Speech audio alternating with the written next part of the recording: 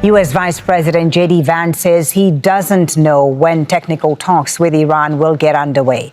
They were scheduled to begin in Switzerland later on Friday with a focus on Tehran's future nuclear program. Under the agreement, all military operations stop, including inside Lebanon, where Israel has been attacking the pro-Iranian militia group Hezbollah. ምንም አይነት መፍትሄ ማምጣት ያልቻለው የአሜሪካና የኢራን የሰላም ስምምነት ዛሬም ወደ ተሻለ ደረጃ መድረስ ተስኖት እየተመለከትነው ነው። ዓለም በተስፋ እየጠበቀ ያለው የሰላም ስምምነት ቀላል የሚባል የሁለት ሀገራት ስምምነት ብቻ አይደለም። ዓለም ከገባችበት የነዳጅና የኃይል እጥረት ይገላግላታል የተባለ ትልቅ ስምምነት ነው። ለ60 ቀናት ሰላምና መረጋጋት ያመጣል የተባለው አዲስ የሰላም ስምምነት 28 ሰዓት ባልሞላ ጊዜ ውስጥ መጣሱ እየተገለጸ ነው። በስዊዘርላንድ ቡርገንስታክ ሊጀመር የነበረው ወሳኝ የቴክኒክ ድርድር በድንገት እንዲራዘም መደረጉ የብዙዎችን ተስፋ ውሃ ቸልሶበታል። ታዲያ ትናንትና ሲጠበቅ የነበረው የሁለቱ ሀገራት ድርድርን የአሜሪካው ምክትል ፕሬዚዳንት ጄዲ ቫንስ ድርድሩን ለመምራት ወደ ስዊዘርላንድ ያደርጉት የነበረው ጉዞ በይፋ ሰርዘውታል። ይህም ነገር መሆኑን ዋይት ሃውስ ሲገልጽ የድርድሩ ሎጂስቲክ ቀላልና አስቀድሞ የሚገመት አይደለም ሲል ዝግጁ እንዳልሆነ ገልጿል።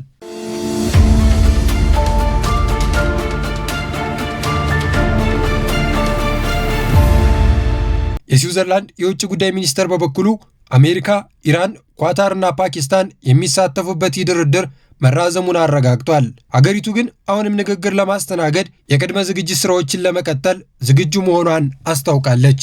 በአሁኑ ሰዓት በሊባኖስ ባለው የጸጥታ መበላሸት ምክንያት የስዊዘርላንድ ድርድር ለሌላ ጊዜ የተዘዋወረ ቢሆንም ሁለቱ ወገኖች የተፈረመውን የመግባቢያ ሰነድ ሙሉ በሙሉ ውድቅ አላደረጉትም። ይሁን እንጂ በሁለቱ ሀገራት መካከል የሚደረገው የቴክኒክ ውይይት የሚጀመርበት አዲስ ቀን ግን እስካሁን አልተቆረጠለትም። የስምምነቱ መራዘም ዋነኛ ምክንያት የሆነችው የአሜሪካ የቅርብ ወዳጅና ጠንካራ አጋር የሆነችው እስራኤል ነች። ምክንያቱ ደግሞ በአሜሪካና በኢራን አዲሱ ስምምነት ውስጥ በሊባኖስ ያለው ጦርነት ያቆማል ተብሎ የሰፈረ ሲሆን አሁን ላይ ግን እስራኤል በደቡብ ሊባኖስ ከፍተኛ የአየር ጥቃት መሰንዘሯን ተከትሎ ስምምነቱ እንዲራዘም አድርጎታል። በዚህ ምክንያት በአሁኑ ወቅት በአሜሪካና እስራኤል መካከል ከፍተኛ የሆነ መቃቃር የተፈጠረ ሲሆን ይህም ሁኔታ በአሁኑ ወቅት በአሜሪካና በእስራኤል መንግስት መካከል ያለውን እጅግ ከፍተኛ ዲፕሎማሲ ውጥረቱን የሚያሳይ ነው። በተለይ የአሜሪካው ምክትል ፕሬዚዳንት ጄዲ ቫንስ ለእስራኤሉ ጠቅላይ ሚኒስትር ቤንያሚን ኔታንያሁ በሰጡት ማስጠንቀቂያ ከእኛ ጋር ትጫወት፣ ሁሉም ነገር ልታጣ ትችላለህ፣ ትራምፕ ብቸኛ አጋር ነው፣ ዓለም ሁሉ ይጠላል ሲል ኔታንያሁን ጄዲ ቫንስ አስጠንቅቋል።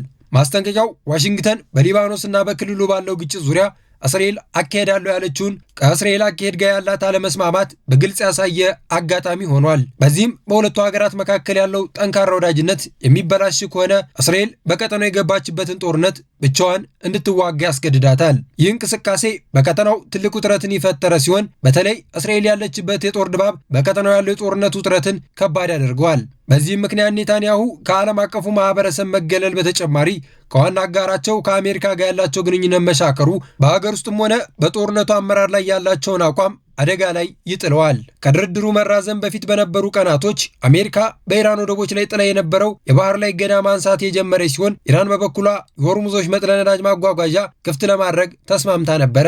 ይህም ሁኔታ በዓለም አቀፍ የብሬንት ድፍድፍ ነዳጅ ዋጋን በከፍተኛ ደረጃ ቅናሽ እንዲያሳይ አድርጎ ነበረ።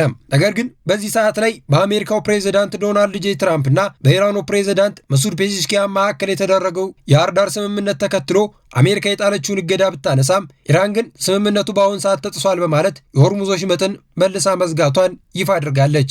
ኢራን እንዲዘጋ ያደረገችበት ምክንያት ተብሎ የተጠቀሰው በሊባኖስ የእስራኤል ጦር በሄዝቦላ ላይ የጀመረው ከበባ ከባድ የአየር ድብደባን ተከትሎ እንደሆነ ሲገለጽ ኢራን ይህም እርምጃም የእስራኤል መስፋፋትን ለመግታት እንደ ስትራቴጂካዊ ምላሽ ተጠቅማበታለች።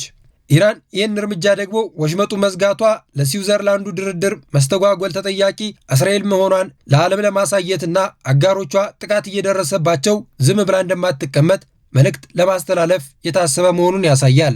በቀጣይ ቀናት ሁለቱ ሀገራቶች በስምምነቱ ዙሪያ የሚያደርጉት ውይይት በጣም አስፈላጊና ወሳኝ ጉዳይ ነው።